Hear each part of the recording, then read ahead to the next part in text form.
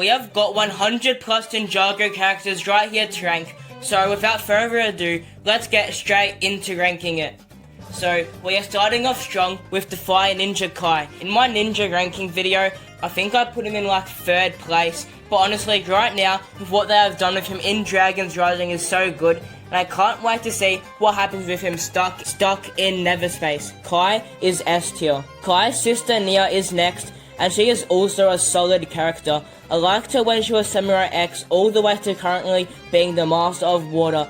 Even though her crystallized arc kind of sucked, I still really like Nia, but she isn't one of my most favorites, so A tier. Sensei / Master Wu is next up, and this might be unpopular, but I don't really care for Wu. From the pilot to crystallized, he has pretty much stayed the same, apart from season 7 and 9, where I actually found him interesting.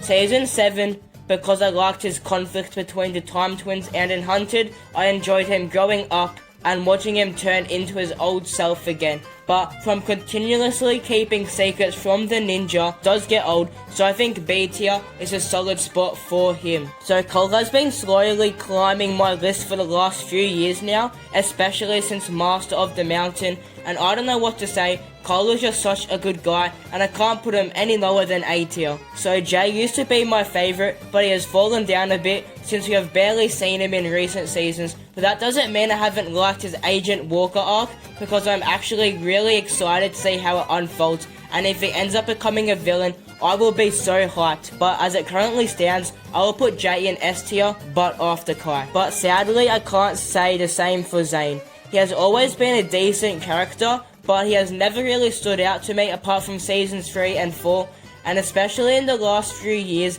Zane has been nothing more than a robot who stays back at the monastery unless needed. Zane has potential to be one of my favorites, but I'll put him in B tier right now. Now for our first villain, Samurai.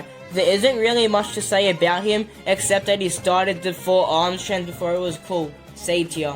But Garmadon, on the other hand, is an easy A tier. I've always loved his character no matter whether he was good or evil. I did prefer him when he was Sensei Garmadon, but I still like him now. His relationship with Lloyd has always been Garmadon's biggest strength. Next is the main man, Lloyd himself. He is a pretty good character who I have enjoyed all throughout the show, so A tier is where I shall place him. Ed and Edna are next. So they have popped up multiple times throughout the series. They have never had a big part, but I found them enjoyable, C tier.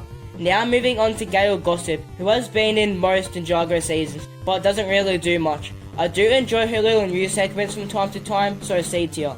Her cameraman Vinny is next, and he is more involved in the story compared to Gale. He was the one who taught Garmadon that there is more to life than surviving, and he was Garmadon's roommate as well. He is a pretty cool side character, so high C tier. Now, let's start ranking the Serpentine Generals, who are almost all very mid. The one who is just a little bit better than them is Scales, because he is kind of interesting sometimes, C tier. And the only thing I can remember about Phantom is that he has 2 heads, D tier. But with Skeletor, there's really nothing interesting, so he can go behind Phantom in D tier. And finally, the green one, whose name I have forgotten, can go right behind him. But obviously, the best one is Pythor, who is actually a good character with some depth, and he has actually showed up a couple times since season 1, which really makes him one of my favorite Ninjago villains, so A tier is where I will put him. And I don't know if the Great Devourer actually counts as a character, but I'll put him in C tier, just because he was kind of defeated very easily, and overall, he didn't really cause too much damage to Ninjago City, so top of D tier. And joining him in D tier is Kozu, because he is kind of boring. He really didn't do all that much, so I'm happy with D tier for him. So this will either make you very happy or really upset, but I'm putting Dareth in B tier. He is a pretty good character, and I do understand why you might not like him, but hey, I think he is enjoyable to watch. And Lloyd's mum Misaka is next. First off, I just wanted to say that she is the worst mum in Ninjago because she abandoned Lloyd for no good reason. And later on, she pops up every few seasons, but she is pretty uninteresting, C tier. And Captain Soto is next, and he is pretty mid. I didn't overly like him the first 2 times that we saw him, so yeah, D tier. Dr. Julian Zane's dad is next. His backstory was kind of interesting, and he was pretty important for the ninja on the Dark Island, but after Season 2, he unfortunately died off screen, so he'll go into C tier. So now onto the big bad of the entire show, the Overlord, aka the Golden Master, and aka the Crystal King. So I know that a lot of people don't care for the Overlord because he is just evil just to be evil, but I don't mind that since that is what he is supposed to be, the embodiment of evil. And I have enjoyed him every time I have seen him, even though his Golden Master form was a bit lackluster to be honest, but I'll drop him in B tier. And another one that is also sort of evil, just to be evil, is Cryptor, who is the leader of the Ninjas. And that is basically the only thing I can say about him. So C tier. And I'll be putting Mindroid just ahead of him because us Short Kings have to stick together. But a Nindroid I do like is Pixel, but it did take a while for me to care about her. In Season 3, I really didn't find her interesting at all, and she is okay when she is in Zane's head I guess, but she did get better in Seasons 8 to 14. She was honestly one of my favourite characters in Crystallized.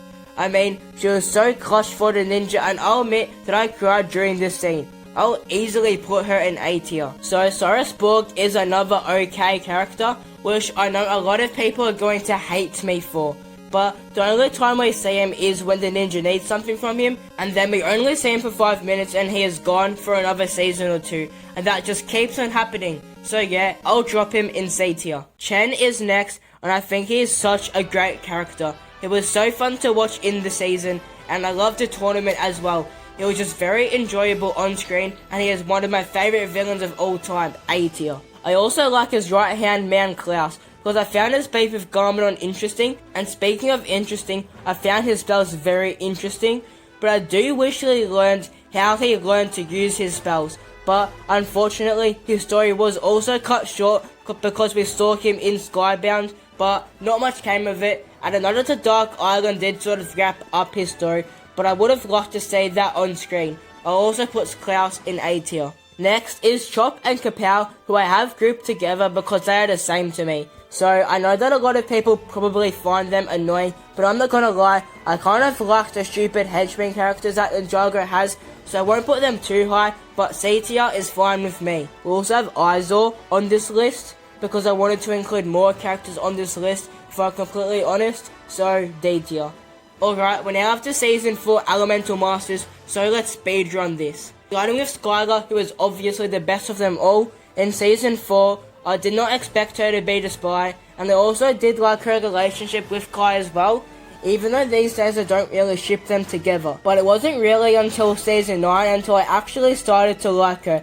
Her power combining was cool, and it was very cool when she used Garmadon's powers to control the Oni Titan, but we can't talk about her without talking about her power to copy other Elemental Masters' powers. So this is obviously a very OP power, so they nerfed her so that she has a countdown on those powers until she can't use them anymore. So if she wasn't with any Elemental Master, she is stuffed. But enough yapping, I'll place her in B tier. But now let's actually speedrun this. Ash is boring D tier, so is Belobo, also D tier. And the same can be said for Gravis, also D tier. And just because I like super speed, I'll put Griffin Turner in C tier. Karloff is a pretty decent character, and I do really like him with Cole. I'll put him around the top of C tier. Jacob is easily the most forgettable, and Howard's sound even an element, D tier. Nero is also decent, his power is pretty boring, and he never really used it to his full abilities, also C tier. So going back to the boring characters, we have Palman, who will go in D tier. Shade will also go in C tier, because he is alright. And finally, Tox is boring, but at the time of writing, we actually got to Season 2 Part 2 set images, and Tox is in it, so if she is actually in Part 2, she could probably go higher on this list, but at this point, she's going in D tier. And another Elemental Master is Moro, and he is a pretty cool character apart from his element, because Wind is honestly kind of mid. He does have to be one of my favourite villains throughout all of Ninjago history though, and I also did kind of like his mini redemption arc in Day of the Departed, and just in case you didn't know, in the Chinese version, Moro dies. Anyway, Moro is easily an A tier. Now we have some of the side ghost characters. The first being Bansha, who can scream very loudly, but she is kind of boring, so D tier. Goltar is my favourite of the ghosts, but only because of his dance. So because of his awesome moves, I'll be placing him in C tier. Finally, we have the Soul Archer, who is probably the most interesting out of all of them because Grodin had that debt but had to pay him, but that went nowhere, so another D tier. One more goes to Sensei Yang. In Season 5, he didn't really have a big impact, but in Day of the Departed, he was essentially the main villain. The special was really bad, but Yang was one of the better parts of it, but he still wasn't great. D tier. Ronan is next, and he is a pretty decent character. He is pretty fun to watch, but I think you should just pick a side instead of constantly changing from a good guy to a bad guy. B tier. Commissioner Gordon has showed up a couple times across the series, but the only thing I have to say about him is that he constantly paints his boat. But I guess he is a fun character, so high C tier. In the next season, Season 6, we have a lot of new characters, and most of them are actually pretty good. But we are starting off with the obvious best one, Narcon. He is easily one of the best villains of all time. He was a very interesting villain, and I like how he had like a personal connection to the ninja, especially Jay, because he ended up spending quite a bit of time with him. I also thought that him trying to rebuild his home Ninjago was pretty cool as well. But anyway, Narcon is also an A tier. Then his right hand man, Flintlock, is next, and I enjoyed him. I did enjoy his thing with him having a perfect shot, and then when Lloyd or something wished that he had a lousy shot, he had to then overcome that in the finale to shoot Narcon. Anyway, I think he is a solid B tier character. Clancy is an interesting one. I did enjoy him whenever he was on screen, but he certainly wasn't the most interesting character, so I'll give him a C tier. Dogshank is next, and the only thing she had going on was fighting with Nia, and I didn't really find that interesting, so D tier. And the final Sky Pirate is the Balloon, and there isn't really much to say on him, so I'll place him in the bottom of D tier. But someone who we can't talk a lot about are the Time Twins, and let's start with Crux. I liked how we saw him in Day of the Departed as Dr. Saunders, and that he was just a background character then.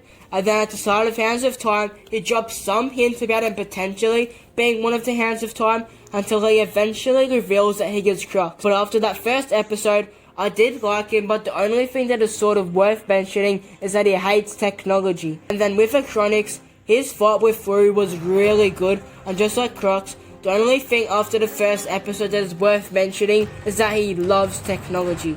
As a duo, the Time Twins are easily in my top 5, if not the top 3 villains of all time. But separately, they are just above average, so I put them both in B tier, but Acronyx just overtakes Crux. But their henchmen are definitely below average. My least favourite being General Markia.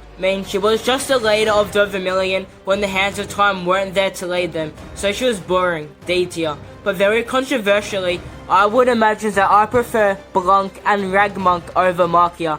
They are very similar to Chop and Kapow, except they have a lot more screen time, so I like them just a little bit better. And 2 new characters introduced in Season 7 were Ray and Maya, Kai and Nia's parents.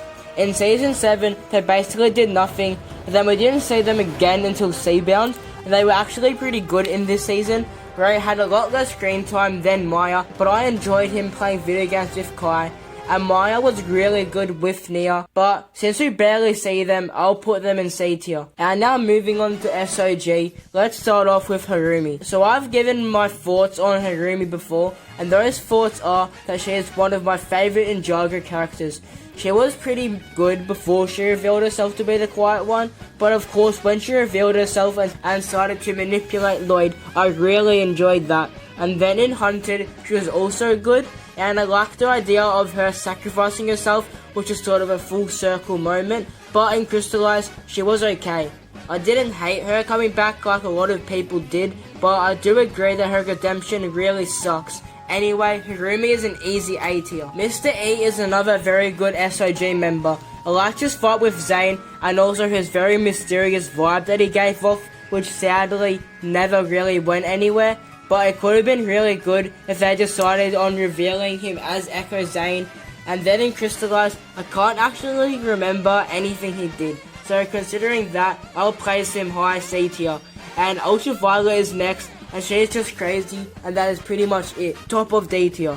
And Kilo is the last SOJ member and also my least favorite of the bunch. He doesn't really do much and he has the worst of the Oni mask. But at least his design is cool, but still D tier. And Hutchins, who we only see for 2 episodes, is next. He wasn't bad in those episodes, and the whole thing with him was that the ninja thought he was a bad guy until just before he died. I think if he stayed around for longer, he could have been pretty decent, but he will go in C tier. Now, moving on to the realm of the Oni and Dragon, we have the Iron Baron, who I don't mind. Yeah, he isn't the greatest villain, but he is decent, C tier. Miss Stargate was a kind of interesting character because of her mystery and her being an Oni, and he's gonna say that I felt like she left the series a bit too early. Anyway, she is C tier. Faith is next, and she has to be one of my favorite Ninjago side characters of all time. I found the whole thing with her having to hide her face and the heavy metal thing kind of interesting. She was also just a cool character to watch as well. I think she has to go in B tier. Daddy No Legs is next, and apart from his name being really weird, he is an okay character. I mean, the only thing I remember about him is the joke that Little Wu made about him. Anyway, D tier. Jet Jack is the last hunter we have to rank, and she is very forgettable, but at least her jetpack is cool. Also D tier. And speaking of forgettable, we have the Omega Oni, and it is sad that he is forgettable because he had potential to be really cool, but sadly, he just was not. I didn't hate him, but he wasn't the most interesting, and he had no motivation for destroying Ninjago. It wasn't just because he was a bad guy. So I will be putting him in C tier, just because I feel bad if I put him any lower. And one of the most annoying Ninjago characters is Asphyra. I mean, shut up with your revenge. And other than her revenge thing, she is still a bland character. But I have to say that I did enjoy the her versus Wu scenes in Crystallized, but C tier. Going back to some forgettable characters, we have Sola, the Master Wu stand-in, while the ninja were in the Netherrealm. And her being the stand-in for Master Wu is basically her only character trait. She just isn't as good though, because Wu is just iconic. I'll just put her around the top of D. And I can't really put Vex much higher than that, because he was just a pretty boring villain, C tier. And this could be very controversial, but I also didn't find Akira to be too interesting either, C tier as well. And I don't hate Clutch Powers as much as a lot of other people do. It is pretty cool seeing him in Ninjago, but I wish I did something a bit better with him, C tier. And another one that I know a lot of people don't like is Fugitive. I like how he is constantly trying to prove himself to be a villain, but everyone just writes him off and makes fun of him. And in Crystallized, he did get a bit annoying how he wanted Jay to be his sidekick, but I think it would be cool if he does become a villain one day, C tier. And Antonia is another decent character. She doesn't show up much, but the scenes with her and Nelson are actually some of the best in the 11-minute era, C tier. The mechanic is next, and I think he is pretty underrated. If you think about it, he has moved up the ranks a lot. In Season 6, he was a low-level crook. In Season 8, he managed to be big enough to fight Kai and Zane. And then in Season 12, he brought Unagami to Ninjago. And in Crystallized, he joined the Council of the Crystal King. The mechanic is deserving of a spot in low B tier. Unagami is next, and I thought he was also pretty mid. I did kind of like the way that he was defeated, because it was different to other villains, but throughout the whole Prime Empire season, I didn't really find him interesting to watch, C tier as well. And his creator Milton Dye is no better, he was just kind of annoying the whole time, D tier.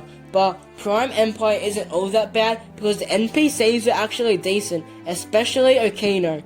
The episode that he was introduced in was definitely very filler, but it gave us some context on how he has just been constantly failing at taking other players to the Kitana. But then he succeeds with the ninja. And then when he finds out that he was an NPC and Unagami gives him a chance to go to the real world if he turns over the ninja. But he obviously denied him. Overall, he was a pretty solid character, B tier. But Racer 7 or Blazy H Speed wasn't as good as Okino, but she was still decent. I did like that just like Okino, she just kept on failing until the ninja arrives and help her win the Speedway 5 billion.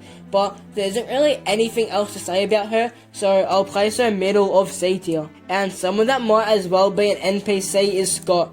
He was a pretty boring character, and the only thing saving him is that he was the first person to be sucked into Prime Empire, D tier. So Misdemeanor is a pretty decent, small-time villain that has turned up a couple times. She reminds me a little bit of the Mechanic, but I doubt we will ever see her again, D tier. Moving on to Master of the Mountain, let's start off with the Skull Sorcerer, King Vangelis. So, he wasn't the best villain, but also definitely not the worst. He didn't really have a big evil plan. All he did was enslave the geckos and monsters, and then when the ninja found out, he trapped them in the mountain. Honestly, I might have to give him a spot in C tier. And another fairly controversial take I have is about Vanya. I didn't think that she was particularly bad, but she didn't really stand out from any other one-season side character that we have had before.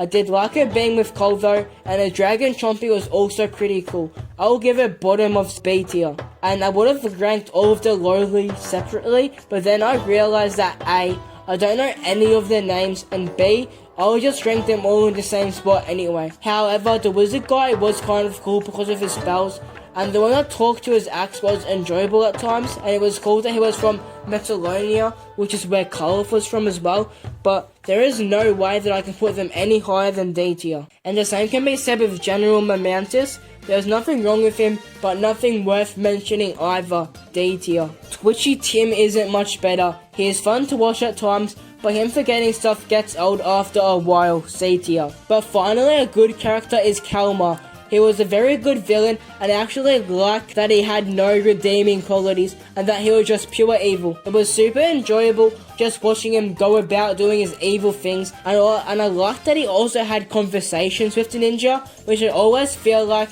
that just automatically makes the villain better when the only thing they do isn't just fight each other. Kalmar is an easy A tier, but his brother Benfamar is potentially even better. He was also a very good and interesting character, and I wish that he actually became a member of the ninja team instead of leaving them in the next season off screen. But yeah, he is also A tier. And in Crystallized, there aren't many new characters, but let's start off with the Mayor. Mayor Trustable. He was a pretty stupid character, but I didn't mind that, and in some moments, I actually found him quite enjoyable to watch, but I mean still D tier. But Hound Dog McGrub is pretty decent. I did like just how crazy he was and how intent he was on arresting the ninja, but I did think that towards the end, it was a bit weird that he was still trying to arrest them, even though the city was under attack by the Crystal King. But anyway, he is going in C tier. And the last character before we get into Dragon's Rising is Sally, who we only get to see for one episode, but she definitely left an impression in that time.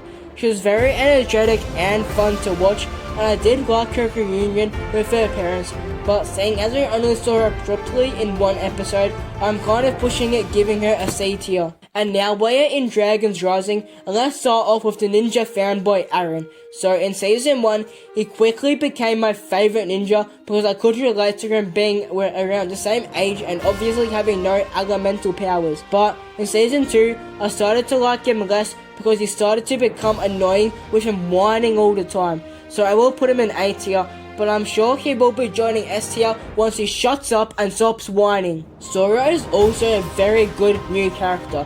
In Season 1, she was sort of like what Aaron was like in Season 2, being a bit complacent about her feeling useless, and also her not being able to use her powers without Ryu, but she wasn't nearly as annoying as Aaron was. Sora has also become one of my favourite characters and truly deserves to be in A tier. And we have our first dragon on this list, Ryu, and there isn't really much to say on him at the moment, but I have a feeling that there is a big plan that I have for Ryu in the future, and I'm looking forward to that. But for now, he can chill in the middle of the road in B tier. And Creel is next, and she is not bad. She doesn't have any major role at all. She isn't the most interesting, but I can see her becoming a bit better, D tier. And I honestly don't know how, but I'm putting Percival in C tier. I didn't mind him, and I thought he was actually decent when he helped the ninja at the end of Season 1. So, very controversially, I am putting Bonzel in C tier. I know a lot of people really liked her, but I really didn't find it too interesting. I guess her being a spell was kind of cool, but also a bit weird.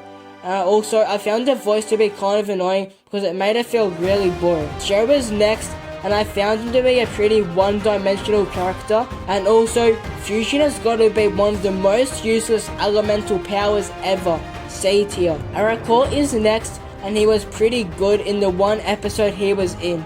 I liked how the writers decided not to forget about the Jinn, and I also like his character arc that he had. Finally, I'm very excited to see Ninjago come back in the near future. Also, C tier. But now it is time for some of the villains, starting with Beatrix. And I thought that she was just okay. She was definitely very evil, but also kind of just a one-dimensional character, C tier.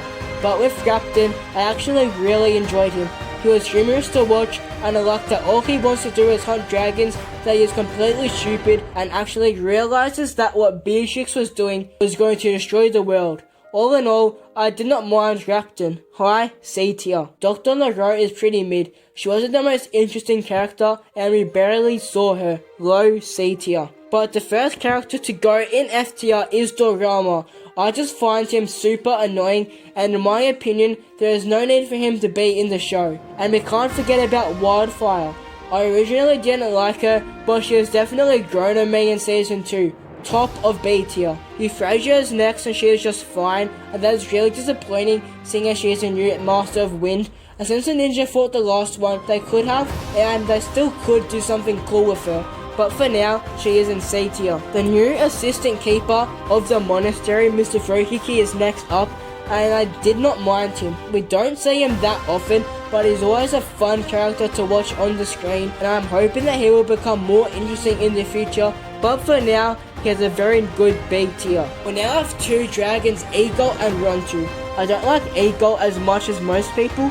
I found him to be a bit of a downer, which was what he was meant to be, but I still didn't find him to be great, C tier. And Rontu is sort of the opposite of Eagle. She is fun and upbeat, but there isn't really anything else to say. I'll put her just ahead of Eagle. So now we have who may or may not be the main villain of Dragon's Rising, Lord Raz. He is such a cool villain and so menacing as well. I'm looking forward to hopefully seeing him even more and finding out who his master is, A tier. Next is, well, I don't really know her name, but she honestly hasn't really done much in season 2. I guess her magic is cool, but we didn't really get to see much of her training. She pretty much started practicing, and then the next time we saw her, she could do it. But I would be lying if I said that I wasn't slightly interested as to why she was like this at the end of part 1. C tier. And Cinder isn't much better. Yes, he is way better than Ash, and his Shadow Spin is cool, but that's about it. Also C tier. So that is every Ninjago character ranked. Let me know if I missed anyone, and also let me know what you would have changed, and check out this video where I ranked every Ninjago villain from least to most evil. See you later, be Ninja.